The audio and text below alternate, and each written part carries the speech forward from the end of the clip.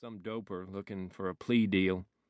Swears Angel was taking delivery last night. I doubt we walk in and find Angel sitting on it. From the back seat, they heard Tim Gutterson say, "He's looking at 240 months this time." Tim, going through a file folder of Angel Arenas photos, came to a mugshot. "Look at that grin. Nothing about him armed and dangerous." "He never packs," Raylan said, "that I know of, or has gun thugs hanging around."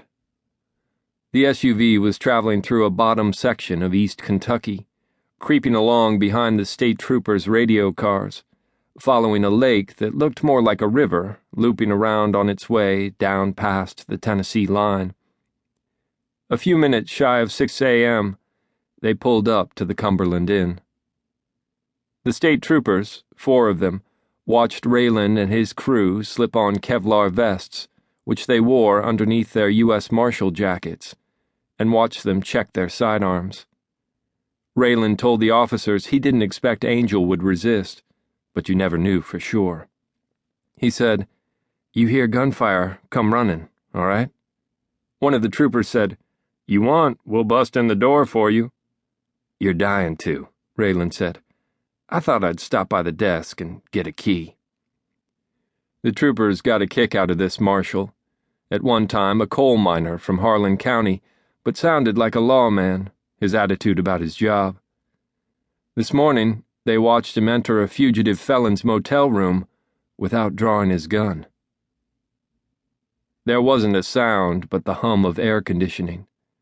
Sunlight from the windows lay on the king-size bed, unmade but thrown together, the spread pulled up over bedding and pillows.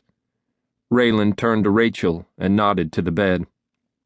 Now he stepped over to the bathroom door, not closed all the way, listened, and then shoved it open. Angel Arenas' head rested against the curved end of the bathtub, his hair floating in water that came past his chin, his eyes closed, his body stretched out naked in a tub filled close to the brim with bits of ice and water turning pink. Raylan said, "Angel?" Got no response and kneeled at the tub to feel Angel's throat for a pulse. "He's freezing to death, but still breathing."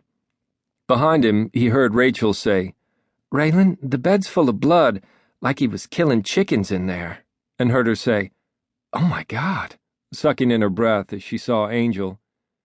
Raylan turned the knob to let the water run out, lowering it around Angel.